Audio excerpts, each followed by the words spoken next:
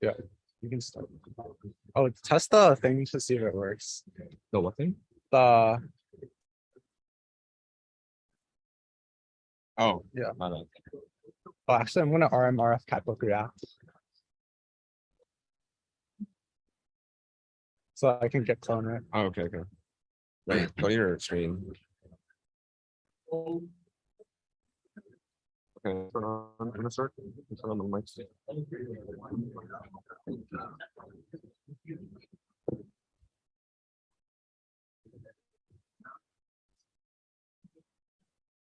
All right, everyone. As you're filing back in, we'll get started with workshop 0, which is our HTML and CSS workshop. All right, so I have to slides. Oh yeah, my bad. All right, so the app that we're going to start today, it is called Catbook. You've seen the finished product at weblab.is/example. We're just going to get started with the sort of basics of Catbook, and we'll build it out to be like what it will look like in the final product. So some of the things that we're going to use for today, we're just using VS Code, which is our code editor, and we are using Terminal. If you're on Mac, it'll be just a regular terminal. On Windows, I believe it's Git Bash. And there should be setup instructions in the installation guide. I think it's at weblab.is/install. But yeah, so I guess we can get started and open the console of a terminal. Kwong will do some live demo. Yeah. So you're supposed to follow along on your computers, and if you need help getting set up with Terminal or VS Code, just raise your hand or ask on the help queue, and a staff member will help you get started. And we'll give some time for you to like catch up. So here I've opened my terminal and also VS Code on the left, and I am currently in my desktop. Before we learned about like CD and LS, these commands for interacting with the terminal. So here I'm in my root directory. It is this tilde that we learned about earlier. I'm gonna go and CD into the desktop. Font bigger. Oh yeah, so true. Yeah, so we have the console open now. Should we advance? Oh yeah. All right. I'll see you. Okay. Yeah, so now we're gonna CD into the desktop, which I've already done. And recall, like CD is just going into a directory from another directory. So before the root directory was the parent, and now desktop is a child, and we're going into a desktop. So before we were here, now we do CD desktop, and we should get into the desktop. It might be different if you're using a Windows computer, but it is still CD.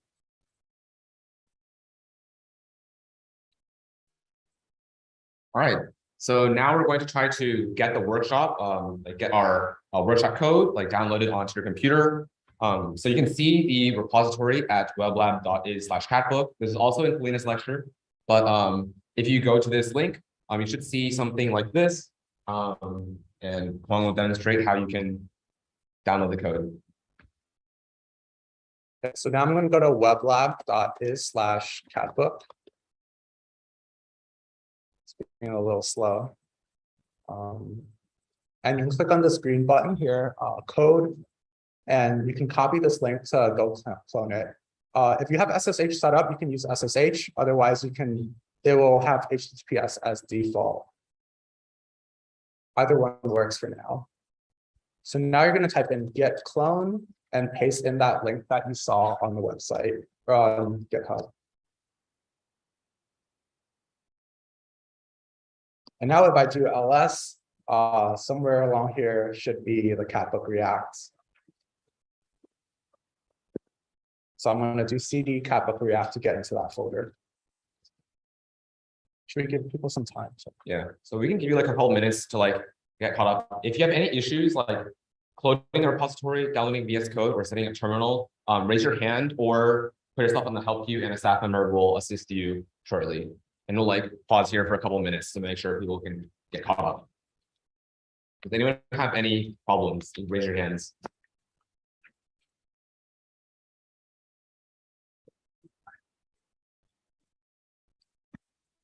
Yeah, so it was git clone and then the link that we got from GitHub. Oh, my mic is off. Whoops. Yeah, so in GitHub, when you click on code, you're gonna get this link. You're gonna click on this button to copy it. And then in your terminal, you just type git clone and then that link.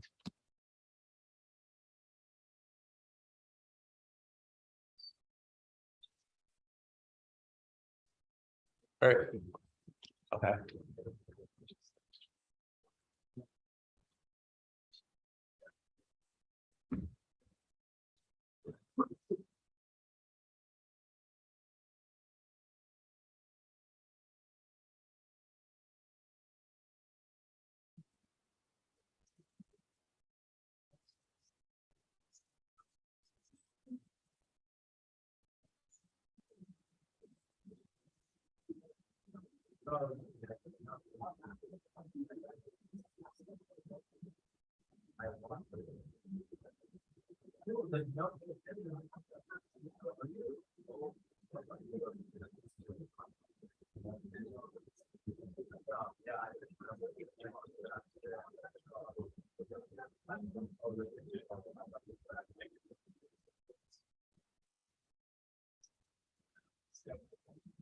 And other staff members like go around and help people. They would primarily be up here. Wait, it's because I had to make this right. Wait, I'm.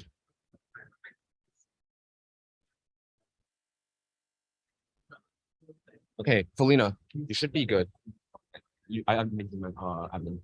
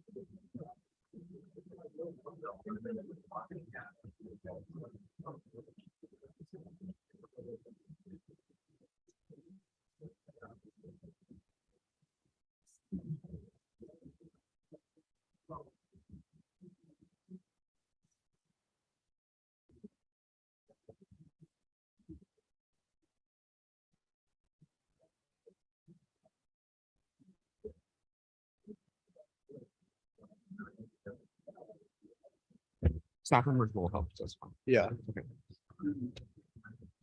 Make sure to turn on the microphone. Custom. Yeah, it's on. All right, so we're gonna move on to the next step for now. If you're still having trouble with getting Catbook, coding the repository, or like downloading any of the tools, just hop on the queue or raise your hand and a staff member will come around and help you. So this is what Kwong just did. Whoops. Okay. I'm sorry about that. Yeah. So another thing about VS Code, hopefully you guys have downloaded VS Code or Visual Studio Code by now, is that sometimes you're going to write code and it's going to like not look very good and that it won't be styled properly. And that's like kind of annoying because it makes it harder for other people to read your code. So we have this really nice extension called Prettier that we suggested everyone install in the installation guide. And the way you get that is that you can go into the settings on VS Code on the bottom left right here.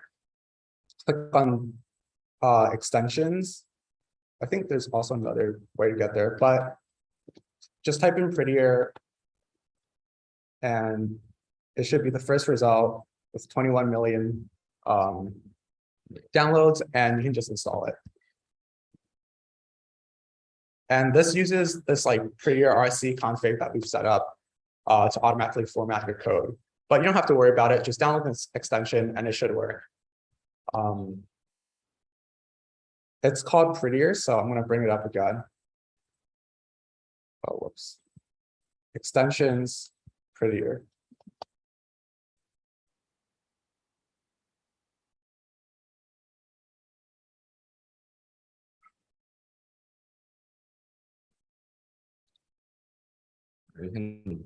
Yeah.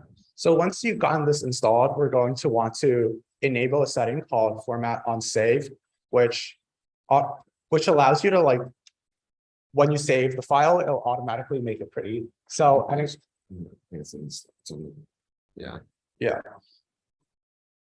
So if you go back to your VS Code and go into settings, so you can either do command comma or control comma, or you can click on this manage button on the bottom left, click on settings, and then type in format on save.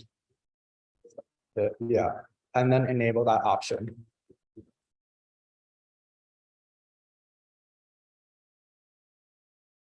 What this will do is it will allow your VS Code to automatically reformat all of your code whenever you like save anything. So you don't have to worry about like extra indents or whatever. VS Code will handle like matching all this stuff to like the prettier format. Where is this? Oh, it's right. Oh, like that. Yeah, so I guess in this way, like you don't have to worry about like keeping up with the styling of your code. It should automatically do it for you, which makes things a lot easier.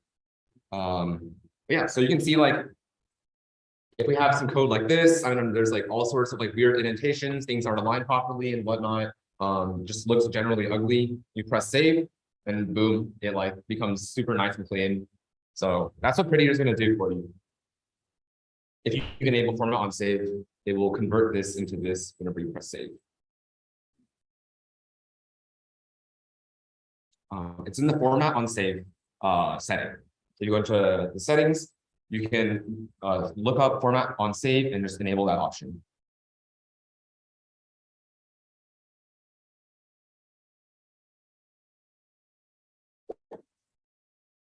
Yeah, so if you're unable to get the setup, no worries. It is not absolutely essential that you have this to make the website work today, but this is going to be like really useful for you like to work with your teammates so that the code isn't like kind of messy and different between people.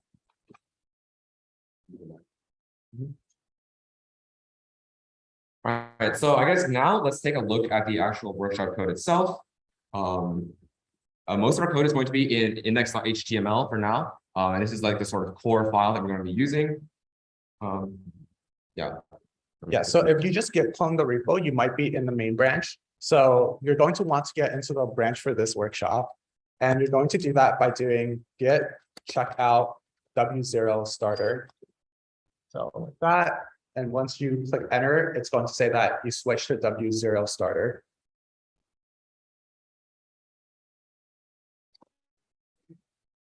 Whoops.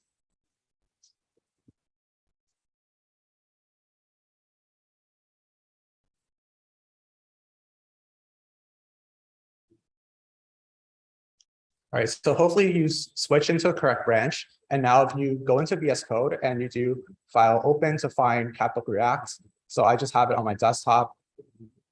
It should have index.html as the starting file. Make this bigger.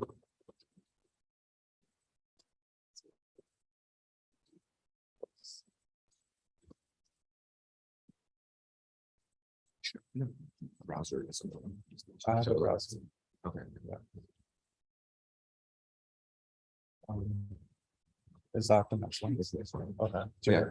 So once you've gone to the correct branch, you should be able to see like the index.html. You should see like a cat.png and a couple other random files that we'll get to.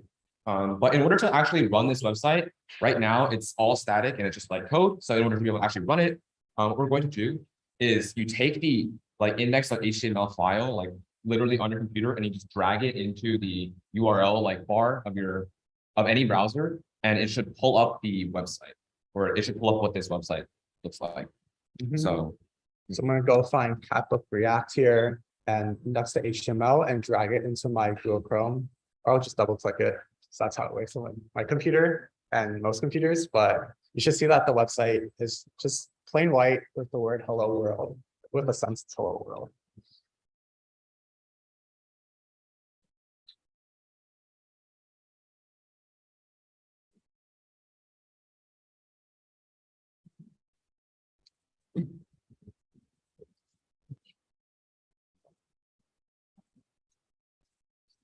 Wait, let's kind of show of hands, see like how many people have gotten to this point.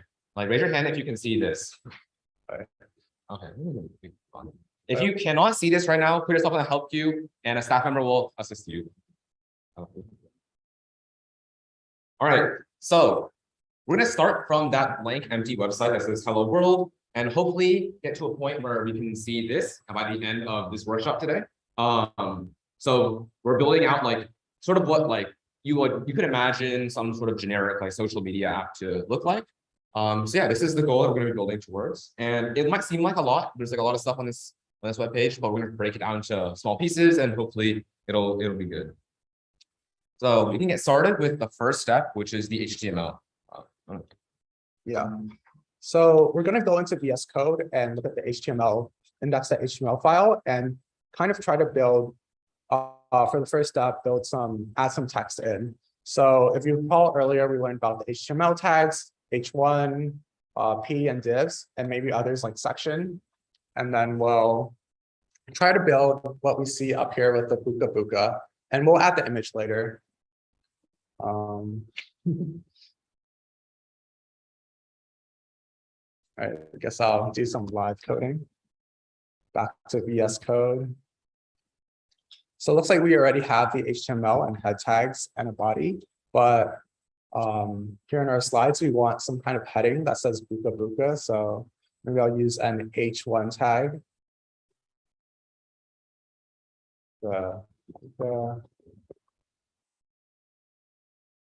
I refresh on Chrome. Okay, indeed we have that.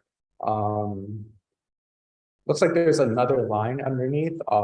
I think we did not learn about this HTML tag, but it's the HR tag.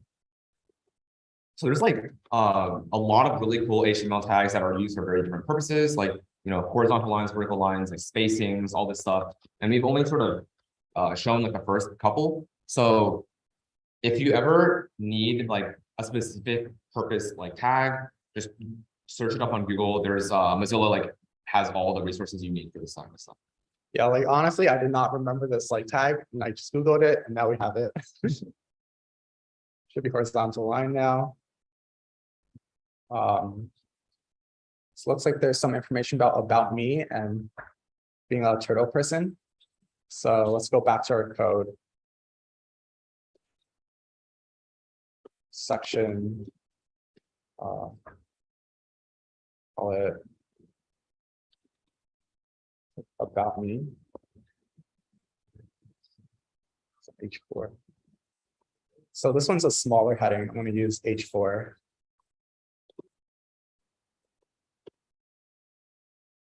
There's actually headers for there's multiple different kinds of headers. There's H1, 2, 3, 4, and I actually there might be a 5. I'm not sure. But each of these headers is like a sub level of like the one above it. So you can have different sizes of fonts. You can also rewrite all these, which we will do later, because we don't really like this font. But for now, we'll just use this. Looks like my favorite type of cat. I'm gonna add that too. And earlier we learned about semantic HTML tags. So one example of that is section. We want to section off our HTML to denote that's like actually a different section instead of div and span, which have no meaning. So this was favorite type of cat. I'll be like, I like turtles. So by the end of this, you should have something that looks like this. Big Buka Buka on top.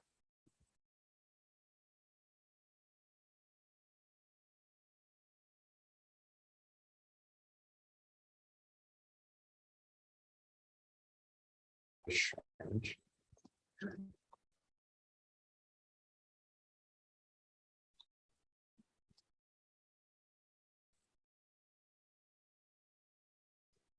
Nice. So how's everyone doing with this? If you're having trouble with getting this, writing this HTML code and getting on your browser, please get yourself on the help queue and a staff member will help you.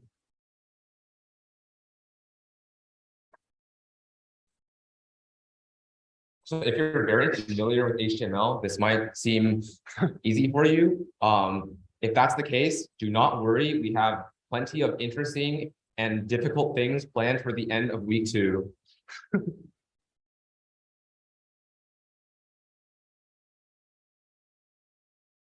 right, move on. All right, so we're gonna move on. So I guess the first thing we can try doing is adding some text Actually, we just did this. Oh. Okay. We have completed exercise 1 already. Wow. Let's go.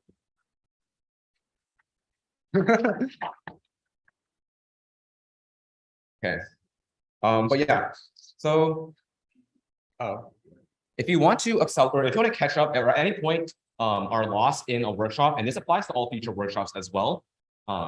So if you like need to catch up to what's currently happening, or I don't know, you stepped outside to use the restroom or something, or coming back, you can use git reset -- hard. And what this does is it deletes all of your local changes and just resets it to whatever last thing you pulled was. And then you do git checkout, and then whatever the name of the branch or whatever step we're on, that will bring you up to date with whatever is happening in the workshop. So right now, since we just finished the first step, if you run git reset -- hard and do git checkout W0 - step 1, this should bring you up to date with essentially our current changes. Some of the words specifically are a little bit different, but it should be generally what we're working on now. But yeah, you can show this.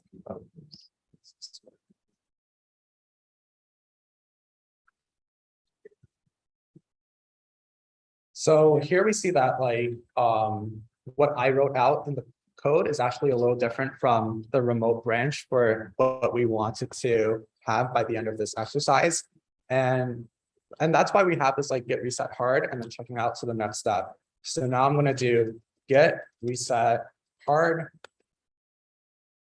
And now I'll do git checkout W0 step 0. Step 1. Whoops. And now if I reset my index.html, we'll see that it has the text of the remote branch.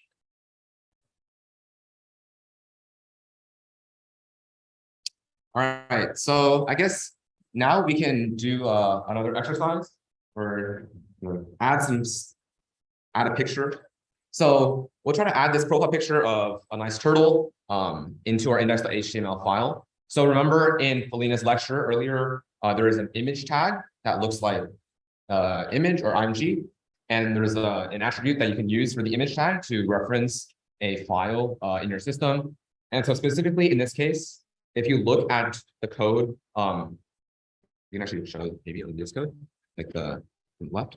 So you can see that there's a bunch of files on the left here. One of them is called cat.png. It's not a cat, but we'll use this image for our profile picture. So why don't you give it a try? You can show that, yeah.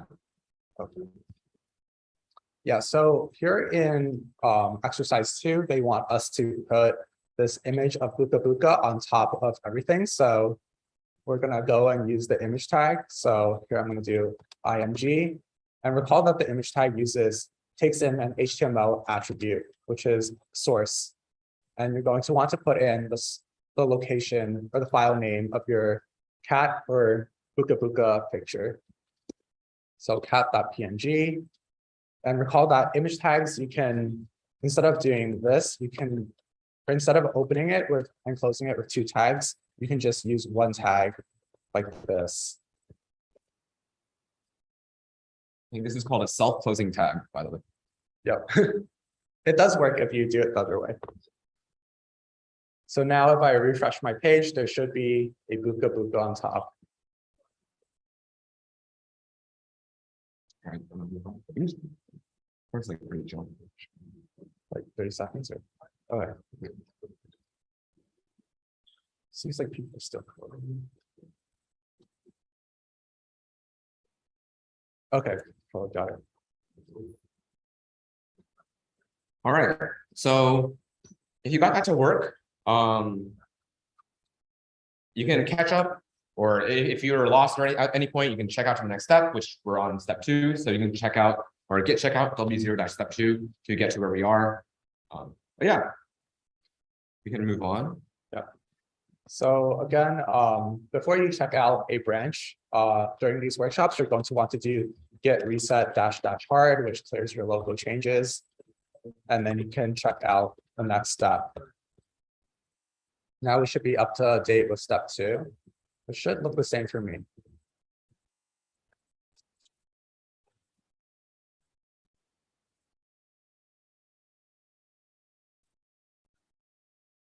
All right. So the next thing we're going to do here is we're going to make our website look a little bit better. So right now, our website looks, and we have a picture and we have some information, but it looks like it was made maybe like 30 years ago.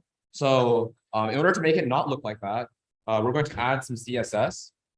And so the way that we link CSS is that we have a separate CSS file, which in this case we have already made for you. It's called styles.css. It's just like in the root directory.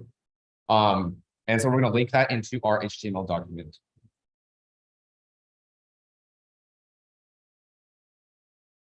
So going back to VS Code, you can see that we have a styles.css file made for you, though it is completely blank. And we're going to somehow link that to our HTML. And we're going to do that in the head tag underneath the title. And this is where you're going to be importing all of your CSS and JavaScript later on in the head tag. So we're going to use the link attribute, link, and then set the relationship with rel equals style sheet, and then href for the reference link to be styles.css. And this you can also use a self-closing tag.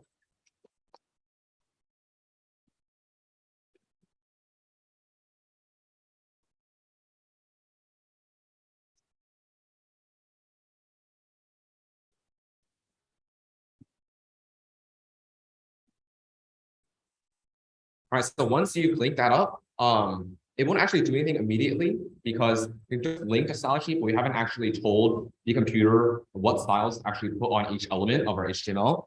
So what we're going to try to do now is center the Buka Buka name in the middle of the screen. And so we can do that together. And the way that we're going to do that is if you look at the styles.css file, you should notice that there is a empty. So we're gonna add that. Oh yeah, we're gonna add that. Yeah. But we will make a CSS tag called u.text or u-text center, and this will allow us to make, or if we apply this to a HTML element, it'll center that.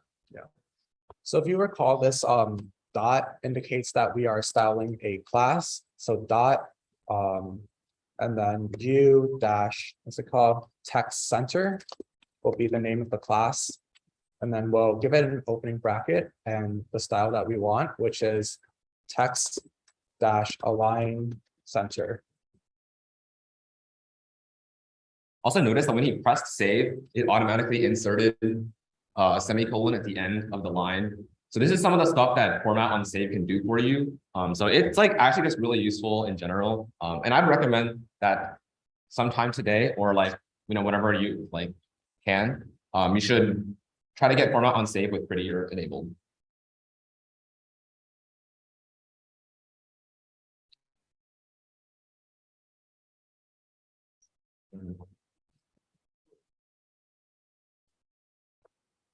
All right, so we have all these classes, or we have like a bunch of different classes that we can define in styles.css. Right now we just have one, which is the text center class. And we actually prefix it with the letter U, so it's u-text center. And this is a convention for naming something to be like a utility class. So these just apply one single CSS attribute, like I just want to center this text, but maybe in the future I want to make text centered and red. So we just have multiple utility classes and apply all of them together. In this way, you can kind of use these like small utility classes and apply them to lots of different things in a website. So for example, if anything needs to be centered, you just put u-text center and it'll work. But yeah, and the U preface is sort of a convention that defines these sort of utility classes. Oh, we didn't actually apply it, did we? Right. Oh no, it's already applied. Step 3. Oh, okay. Yeah. You can just skip ahead and check. Yeah, because at the end of step 3, it's not actually. This is applied. Oh, okay. Yeah, so here we've defined this utility class, u-text center, and we haven't actually like applied it yet because if we refresh the website, Buka Buka is still on the left. So we're going to want to apply that to I think our h1 tag. And since we defined it to be a style that acts on the class, we'll add a class attribute to the h1 HTML element. and then call it u-text center again. And hopefully this should have centered your Booga Booga.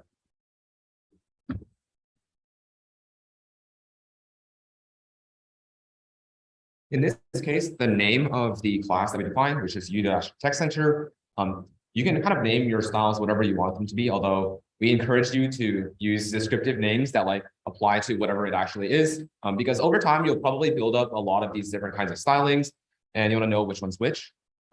What you do have to remember is that when we actually define u-text center, we use a text align attribute.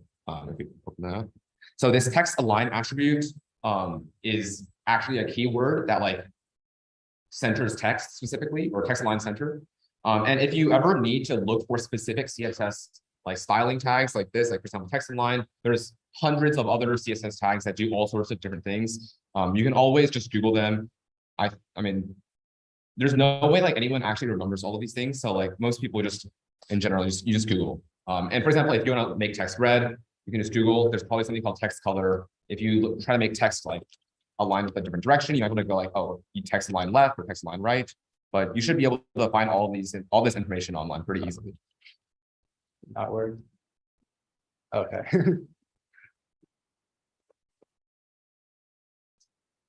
All right. So if you want to catch up to this step, just git reset -- hard and then git checkout W0 step 3, and we'll move on to the next step. So again, git reset -- hard, git checkout W0 step 3.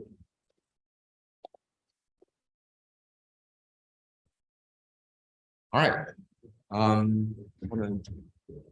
Yeah. So I guess what we're going to do next is try to center all the other text. Since right now only the Booga Booga is on the left, but like all the other stuff, or sorry, Booga Booga is in the middle, but all the other stuff is on the left. So if we want to try to center the rest of the text, we can apply the same class to all the other text items on our screen. So why don't you take like a minute or two, try to get that working. If you need any help, just raise your hand or ask staff on the help queue. And yeah. So back to our VS Code, we see that. Wait a minute for people like trying to figure it out. Okay. Just pause. Give them a question. It'll be like, yeah.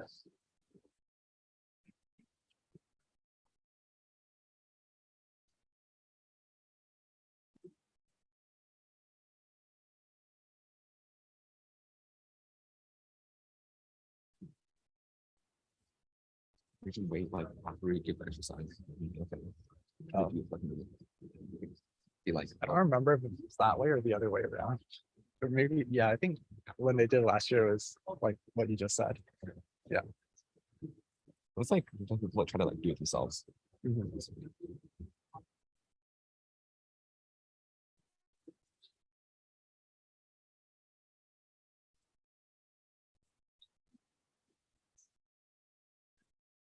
Should we just like, I think let's wait like until 1:40.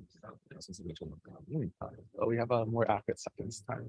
Okay, you can wait until it hits 1:49, and then you can say, Okay. we can just, or we can accelerate them.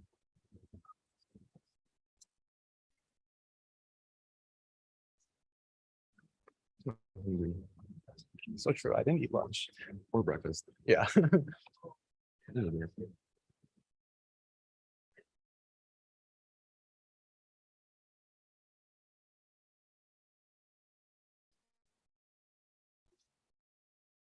All right, so could I get a show of hands of how many people managed to center all the other text?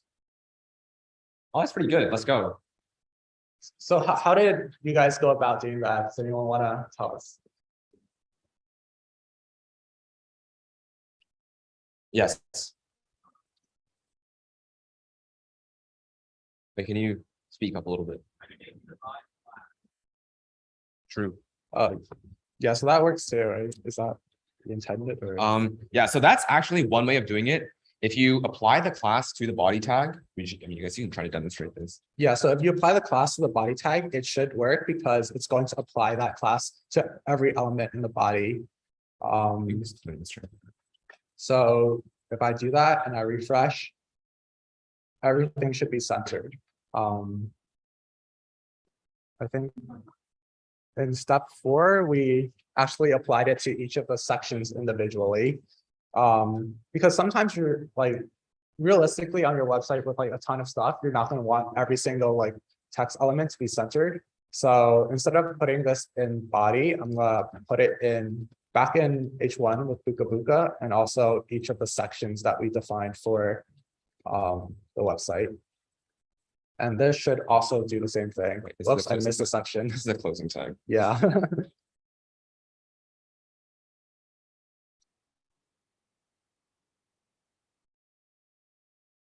In this case, you can actually center stuff in each of the individual sections as well, like in H4 or in the P tag. But whenever you apply a class or any sort of CSS styling to a like tag, it'll apply to everything inside of that. So for example, if you try to center like a text align center on like a large tag that has a lot of individual elements inside of it, it will actually apply to everything within that large tag.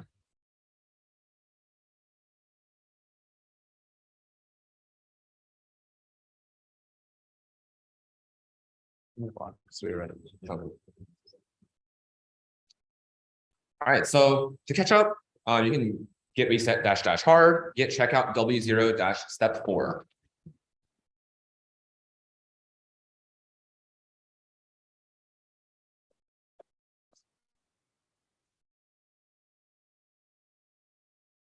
Also, at any point you're like working on something in a workshop and you want to check to see if what you did was the intended solution or like if it is correct, I guess. You can try checking out the next step and just comparing to see if what the changes you made are the ones that were made in the workshop itself. All right.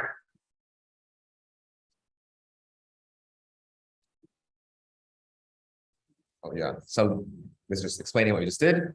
So right now our font still looks a bit ugly. And in order to make the font look nicer, we have to import some fonts. So let's try to change some fonts for now. We can actually get fonts from like any sort of online source. There's actually a really nice online source called fonts.google.com, which you can use the import fonts from. Fonts, Google Fonts. This brings you to the About page. So just clicking on the fonts itself will give you the fonts. I'm going to search for the font that we want, which is Open Sans. I'm going to click on it.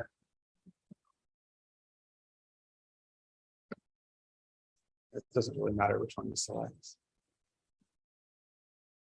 So I'm going to select the regular style.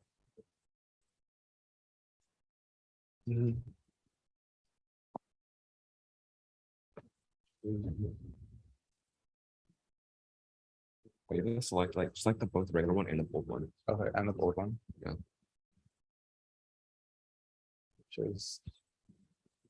So we're going to select both the regular 400 and bold. That way we can bold text later and we'll use the correct style for this particular font. It used 300 and 600 just to be consistent. Really? Yeah, it uses 300 and 600. I don't know. Okay, it doesn't really matter. Yeah, so in the a remote branch, they use light 300 and also semi-bold 600, but you can also select whichever ones you want, and then it will automatically choose which one is bold and normal. So here Google Fonts has generated generously generated some HTML and CSS tags that we could take and bring into our code so that we can have these fonts. So I'm going to go copy this one, right? Yeah. Copy this and paste it into my HTML under head. I also see put it weird. Oh, so yeah, this is giving you a tag that you can use in your HTML, But you can also just take what is inside the style tag and put it directly in your CSS file. So if I copy the whole thing and put it in index.html under head, that would work too. But since we have a CSS file and we're importing it, I'm just going to take it and put it directly into my styles.css.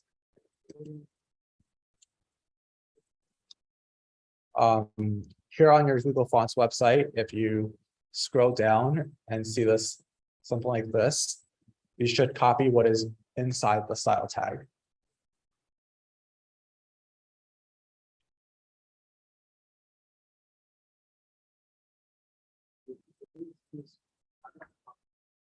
Oh, so I think like we selected fonts here, and then you click on this thing on top right, view selected families.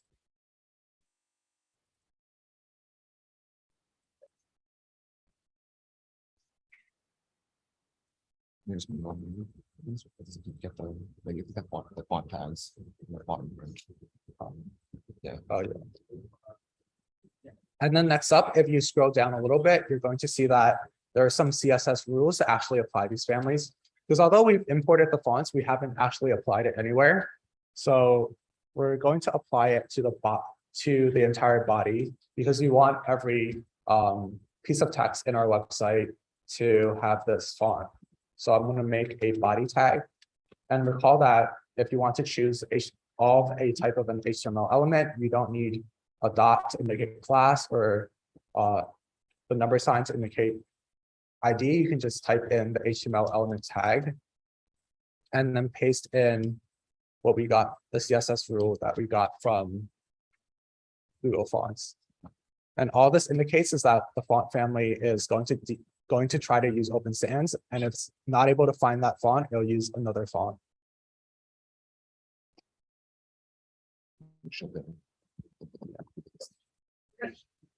So now if we go back to a cat book, we should have the nice new Open Sans font.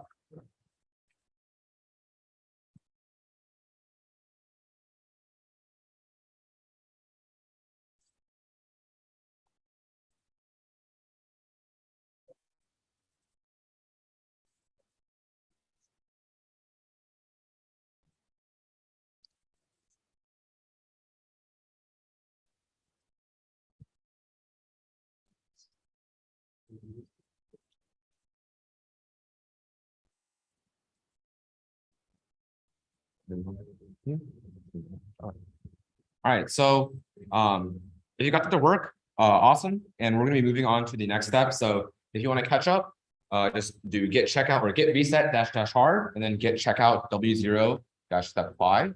And it should bring you up to what we have currently.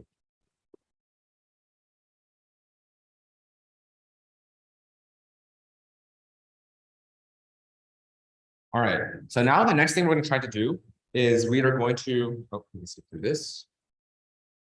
We're going to try to add a nav bar, which is going to go at the top of our page, and it's going to display a couple of things to navigate to different pages that we might have in the future. So we can add a nav tag at the top for our nav bar content. All right, so back to our VS Code. This nav bar is going to be at the top of our body. So I'm going to open up with a nav tag. And it seems like the class name was nav container. Nav title. Nav title. And then inside it, we're going to have an H1 tag with the title for our cat books. I'm going to call this, oh, the class was actually inside.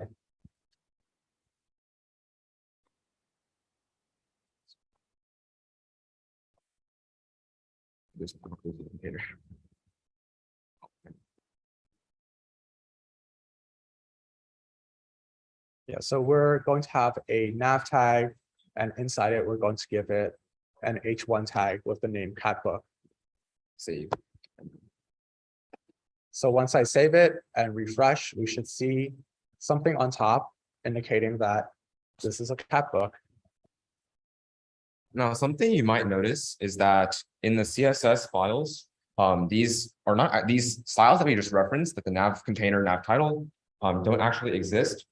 And so it turns out that if a CSS style is not defined it actually won't cause any errors like for when you're running your site. So it'll just like pretend it's not there.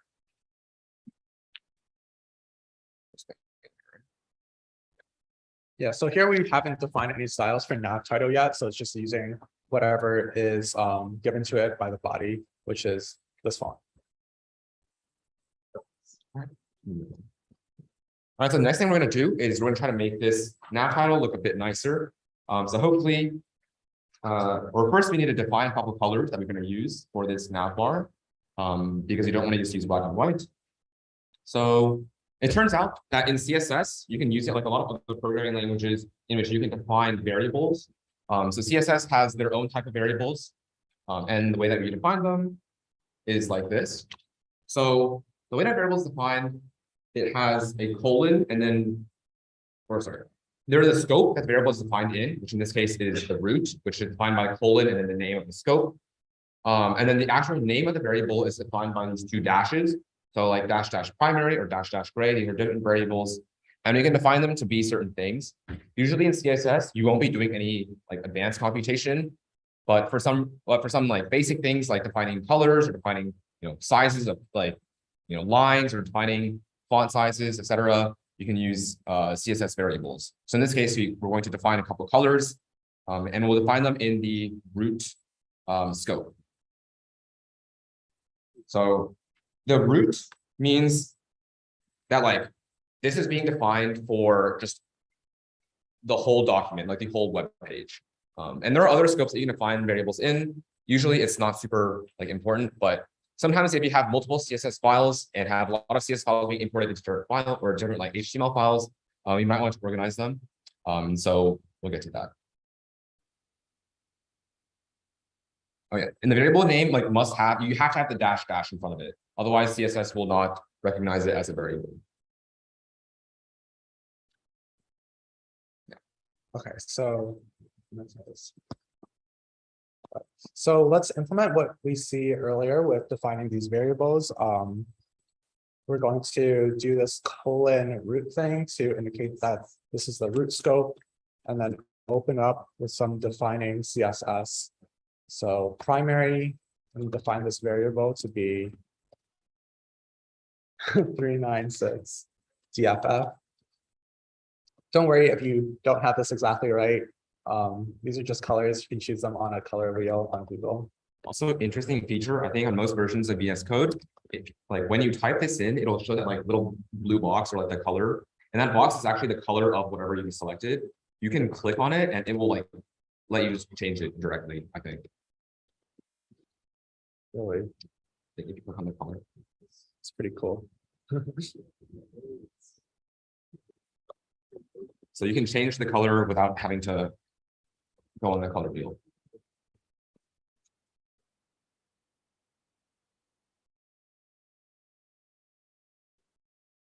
All right, so here we've defined the variables primary, gray, and white that we can use in our CSS, but we haven't actually used it anywhere yet. And let's see how we can actually use them.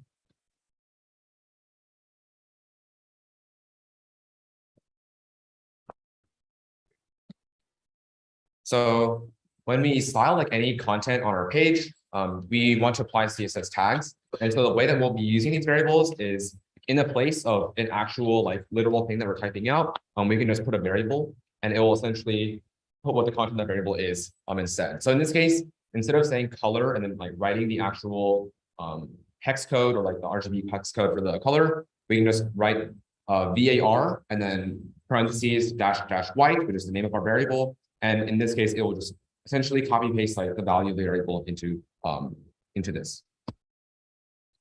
All right, so we're going to define a nav title class CSS attribute.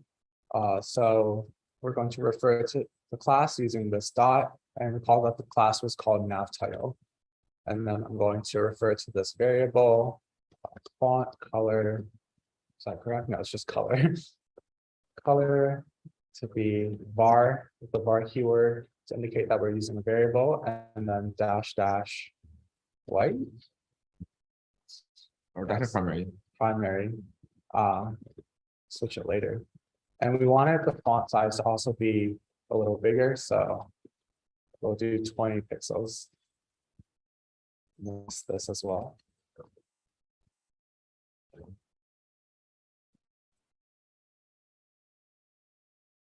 And now if I get back on my Catbook website, we'll see that the font size changed slightly to be smaller, and we're using this primary blue color that we defined in our CSS variables. Nice.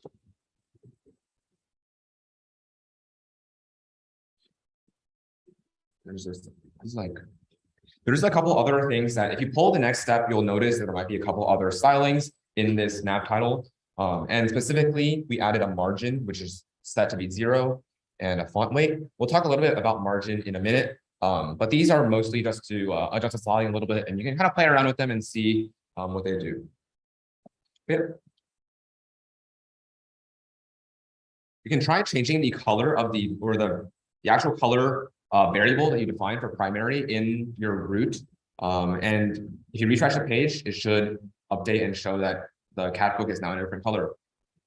Yeah, so if I change this from this blue color to some red color, and this color wheel's not playing nicely. Okay, so now it should be red, and I save it and refresh the page, we see that Catbook is red.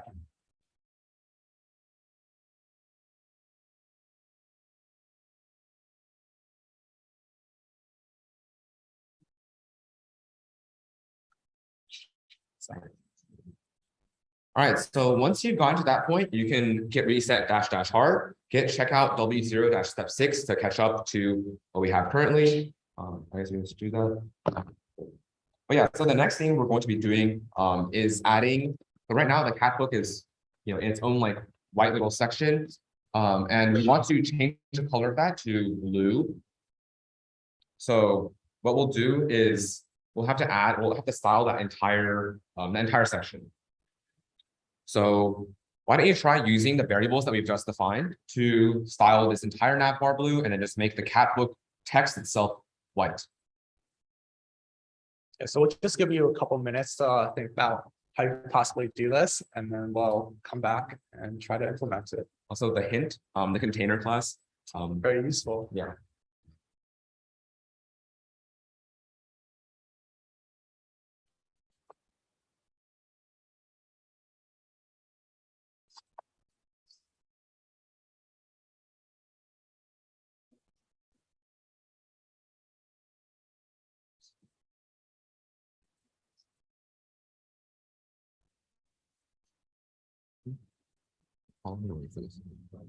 I said a couple minutes. Just wait till like the end of this minute. So it's not that hard. We are on time.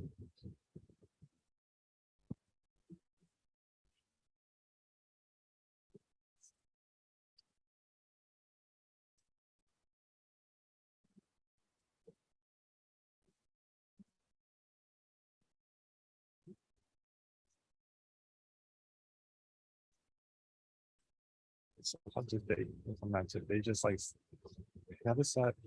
I was like, they didn't use the full. They didn't have this originally. They only styled like the word something. And they added this nav container. and then I put it back to the primary. Yeah. Yeah.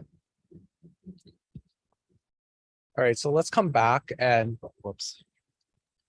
All right, so let's come back and try to see how we could go from this white Catbook or Catbook with a white background up in the nav bar to having a blue background. So looking at our code here, looks like we don't have a container as suggested by the hint, or a container class for our actual like nav component. So I'm going to go add a class and call it nav container. And this will allow us to style the entire nav bar, not just like the title right here.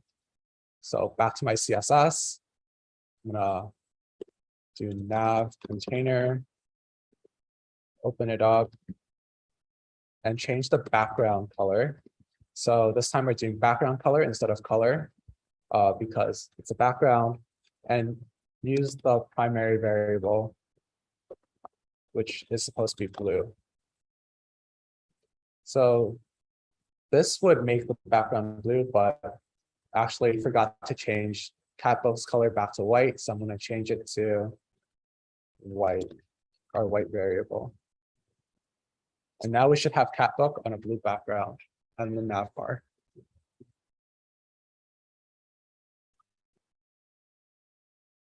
Nice. So to get caught up, just do git reset dash dash har, git checkout w0 dash step 7, and that should bring you up to where we just are.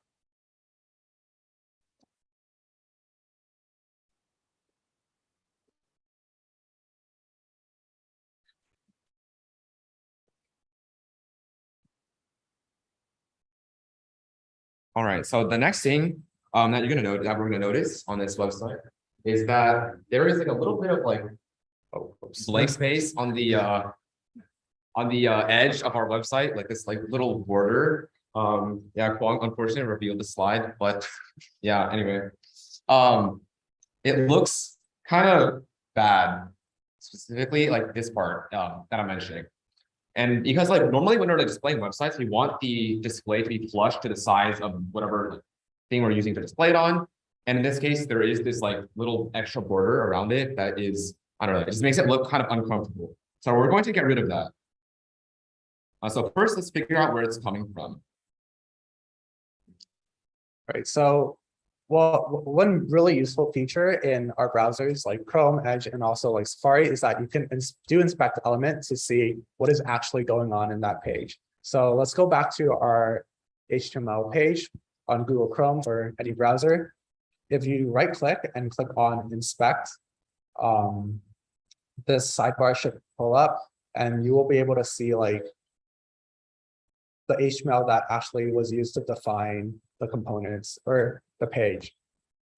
And now if I click on this little button up on the top right, or on the top left of this panel, you can then choose things and see like what components they are and different attributes about them.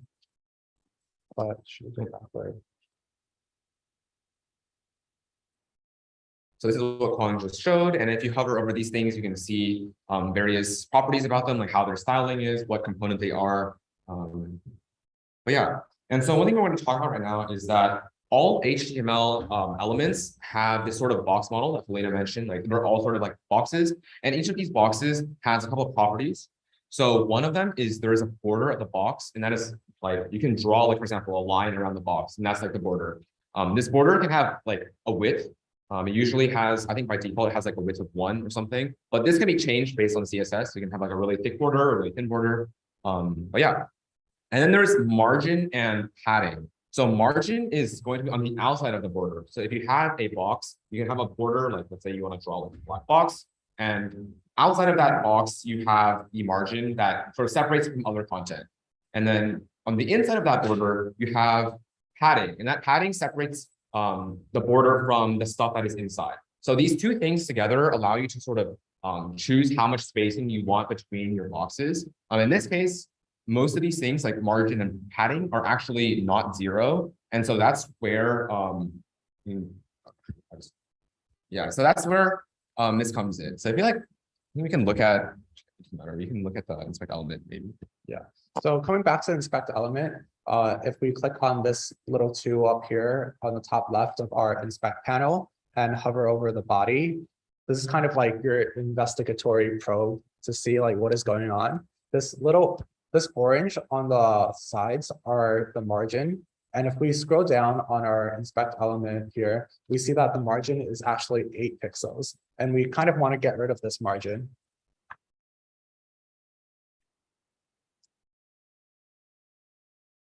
Yeah, so the way that you can get rid of the margin is you just set the margin property in a CSS tag to be equal to 0.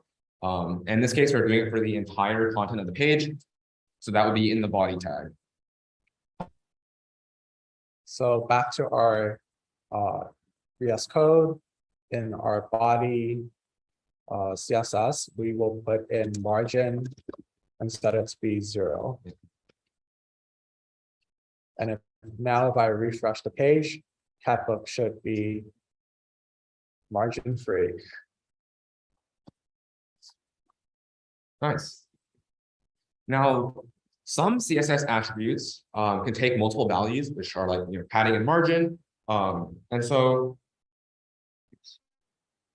for example, if you have like some element, like a rectangular element, you might have different margins on different sides. So in this case, you might have, by default, something that just has 10 pixels on all four sides. So you set margin to be like some certain value, like 0 or 5 or 10 pixels or whatever.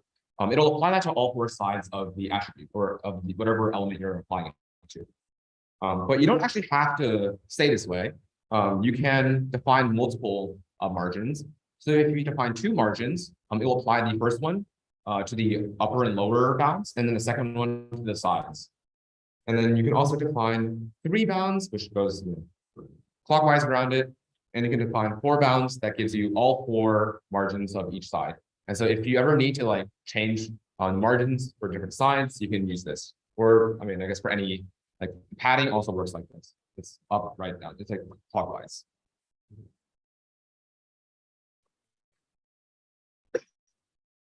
So now our margin is 0, so our website looks so much nicer. But we can talk about padding.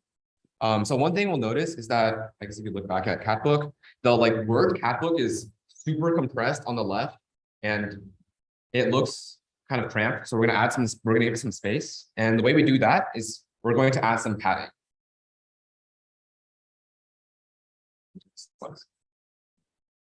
So we can actually add pretty much however much padding we want. Like we can define any number of pixels. But one thing that we like to keep in mind is that there is something called the 8-point grid system, and this just makes your website look nicer. So the way the 8-point grid system works is you just do all sorts of paddings, margins, font sizes, etc., in multiples of 8 or 8 pixels or 8 points or whatever. And what this does is it gives your website a lot more like continuity in terms of what the design looks like. So in this case, if you have like a sort of demonstration, on the left, we have a bunch of different numbers of various like thicknesses, heights, paddings, etc. And on the right, they're all multiples of 8. And it just looks more coherent. Obviously, you don't have to follow this like super strictly, but it is a very good recommendation for just making UIs look really nice. Yeah. Okay. So we can define a couple of variables that will help us use this 8-point grid system. In this case, we also have like an extra small, which is 4 pixels. If you ever need to do something like with a super small width. But yeah, why don't we give that a try? All right. So back to our CSS in our colon root part, we define some variables. We're going to define more variables. So the first one was extra small. We're going to set that to be 4 pixels. And then small to be 8 pixels. Plus. Oh, I mistyped. D.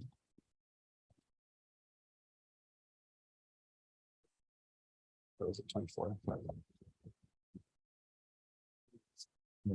So now that we've defined these variables, we can use them in other locations. Yeah, so we're going to give our Catbook some padding at the navbar here, because you see that it is so cramped. It's right next to the sides because the padding is 0. So a place where we could do this is in nav container. We'll set the padding to be maybe small or extra small. We can do small on the top and then like medium on the sides, maybe. Okay, that sounds good.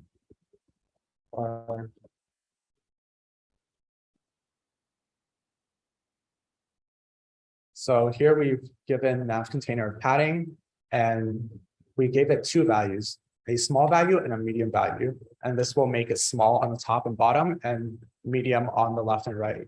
And if you recall, we defined these to be 4 pixels and 8 pixels. So let's go back to our website and see.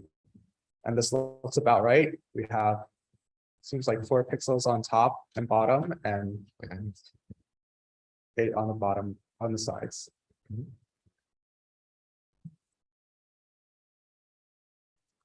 Yeah, so maybe we'll give them a few seconds to catch up.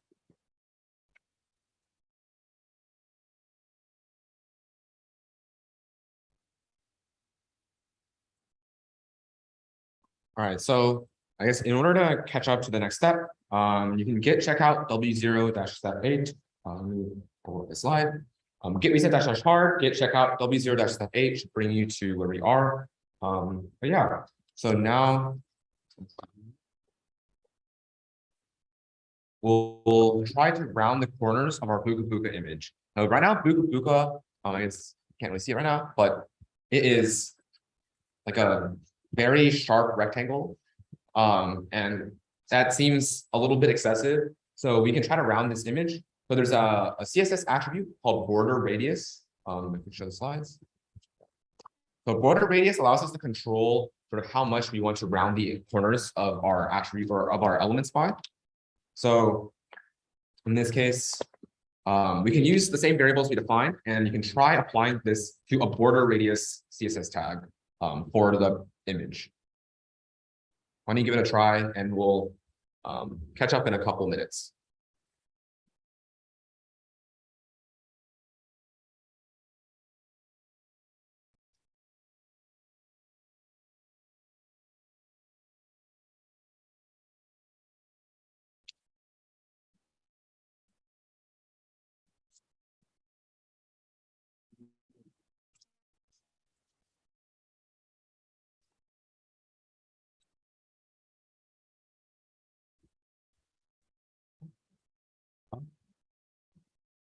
Sure. Okay. Yeah, it's pretty slow. This, we don't have that live code. We can, because the next time we just skip it. All right. So just. All right, so we're in the interest of time, we're not going to live code this part. But if you look at or if you git reset dash hard and git checkout step 9, that should have this border radius implemented, and you can see that basically all it does is it has a border radius tag in styles.css, and it's like set to like a certain pixel value for one of the variables that we have. You can look at that. Yeah, so all that happened was that for the image tag, we gave it an avatar class, and then we gave them two CSS variables, max width being 100%, and the border radius being medium, which is 16 pixels. So this is a 16 pixel radius. All right, so the next thing to do is, if we can make the corners rounded, can we round them all the way to make the entire image a circle? We're just like quickly. Sure. Is this just 50%? Is it just 50%? Yeah, so I guess like if you want to do this, or if you want to try it for yourself, feel free to do so. You can look at potential things on the internet. I think in general, when you're trying to use CSS, the internet is always going to be your best friend for any like certain CSS tags you might want to use, or like values or CSS tags that you might need. So.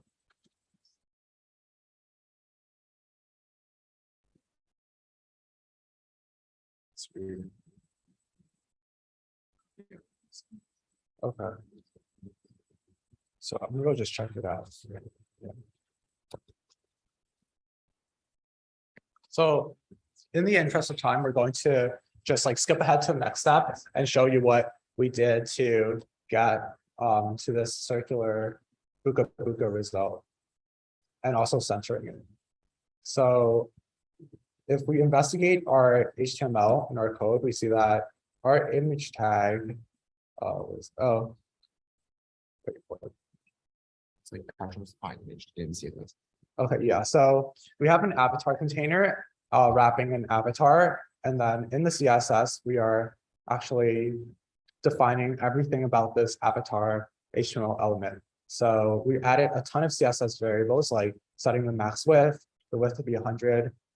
Some of this was just added in, like setting the height to be auto and display block. And some of these things like just make it responsive to different screen sizes, and also setting the margin on the sides to be auto just centers it. And border radius to 50% was what made it completely round. Actually, something interesting that you might note is that the image HTML element itself got removed and replaced with this thing. So it turns out that CSS is capable of like displaying images. So you don't actually need an HTML image to do the image display. So in this case, what we did was we just have an empty div, but we have this avatar class contain our image as like the background image. But yeah, so there's like multiple ways of displaying images, and this is the one that we're going to be using here.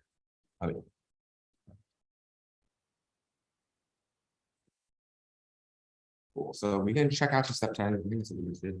So if you compare this to the final thing that we're trying to make, it looks really close. I mean, we're almost there. There's only a couple of changes. One is our picture is a little bit too close to the nav bar. And also the main thing, the content on the final page is laid out like horizontally, but on our page, it's vertical. And so how might we do this? So once again, the best place to go is the internet. And it turns out that if you look up online how to, organize things horizontally instead of vertically, you might find something like this from W3 Schools, which has an example of using what's called float. And this is an actual attribute that you can use in CSS. It's not very good because it has a lot of like interesting unexpected behavior. So it's like very hard to control, I guess, is what the point is. So yeah, W3 Schools is not that good. But the thing is the main problem with W3 Schools is not that like their content is inherently bad, but it's that most of their things are outdated and haven't really been updated in the last like 5 years. So when new coding practices sort of come out and like better ways of like doing things happen, a lot of their stuff is still like kind of outdated. And so if you go to some like, I mean, there's like still some good content in this case. Like they have Flex, which is like the current preferred way of doing things like this. But yeah, so you want to be careful. In general, like lean to use Mozilla because they actually maintain all of the documentation and it's up to date. But obviously, if there is no documentation elsewhere, feel free to like use whatever internet resources you can. So in this case, we're going to be using Flex. Yeah. So flexbox is a like very useful like general purpose flex or it's a tool, it's a box formatting tool that lets you control the direction, the sizing, distribution, all sorts of things about like a container. And so in this case, there's a couple of things that we can show here. Like for example, if you want to align to the left, the right, you can align to the top, bottom, you can show like which direction you're organizing things in, ordering, size, etc. The flexbox can control all these things. So we're going to be using that here. Here's like a little bit of a demo for what flexbox might be able to do. So you can show that there's all sorts of interesting ways of organizing stuff. But yeah, so in this case, the main difference is that our content on the left is organized vertically, which is the default. But if we can apply a flexbox container to it, we can organize that horizontally. So we can add a flexbox around our sections. And yeah, I think we can skip this one. So just bullet this one. Yeah, so we're just going to check out step 11 and see how it was done. So it looks like we have the flexbox implemented down here so that they're side by side. And now let's look into our VS Code to investigate what is happening. Yeah. So there's a class called u-flex, which we have defined. So this is attached to the overall div that contains both sections. And then if we look into our CSS file, we should see something called u-flex. And in this case, all it does is it says something called display to flex. And that just tells CSS to use flexbox as with the way to manage the display. And then within flexbox, I think there is a within the flexbox. Well, we haven't done some of the complete styling for flexbox yet. That's why it looks a little weird. Inside is just a container with centering of the text. Oh, actually, I think it's just horizontal by default. Yeah, it's horizontal by default.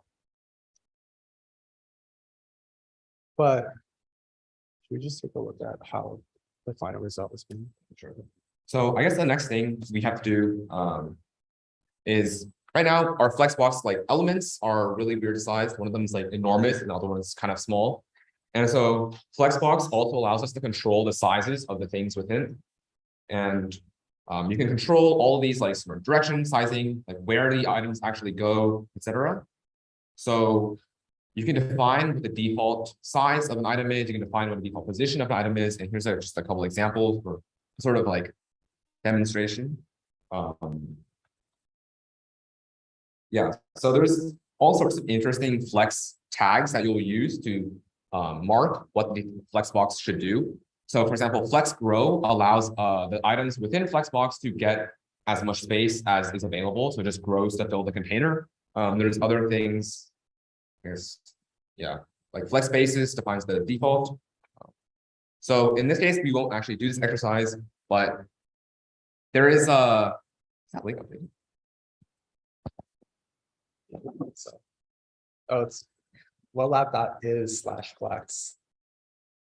And then it'll give you this. If you go to weblab.is/flex, you should be able to see a guide to Flexbox, how to use it, all the sorts of cool tricks you can do with Flexbox. So if you need any help with Flexbox, go here. But yeah, if we go back to the slides, we can look at the final thing. So in order to make the columns like the same size in this case, we're not actually going to do this. We're just going to check out the last step, or step 12. Not the last step.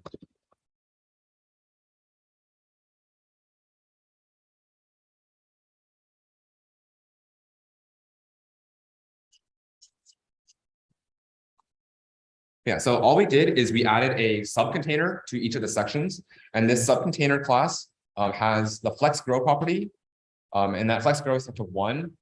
The number here actually gives the subcontainer what's called a priority. We're not going to go super in depth into this, but you can Google it or come to office hours. You can talk about it.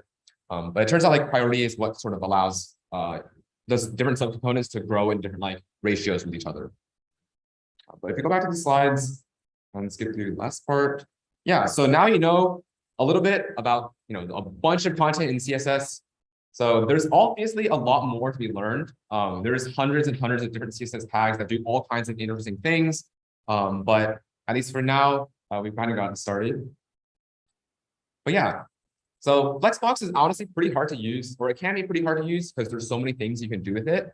And if you go to weblab.is/flex, you should be able to see all of the things that you can do with it. There's also a couple interesting links on here that you can try out. They're games that are designed for you to sort of test out your knowledge of Flexbox, and you can practice using Flexbox. But yeah, so there is some homework lined up for you. If you go to git checkout, or if you git checkout w0/step 13, you don't have to do this right now, but at some point, you can have some practice styling some things, and the answers or the complete thing will be in git checkout w0-complete. And there's a lot more CSS there is like out there, but we might have more CSS lectures, like a more advanced version next week. So stay tuned. Yeah, there is some memes. Yes, there is some homework for this. Actually, we didn't mention this there, but yeah, there is. We can skip this for now. Yeah, we'll talk about homework later. It's not important. Yeah. So we actually talked about 2 homeworks here. We talked about an optional homework where you could learn to like do some play with Flexbox, and that's just like comparing like W0 complete and W0 step 13, and then trying to like do those styles yourself, like investigating, because no matter how much we talk about flex spaces, like you're not going to remember it until you actually do it. So that's an optional homework, and then we will talk about an actual homework for setting up your environment later. Okay, and come to office hours 7 p.m. It's in Stata 32082. This is on the website, by the way. If you need help setting anything up. For now, I'll turn it over to Leo for a lecture on design and UI and UX.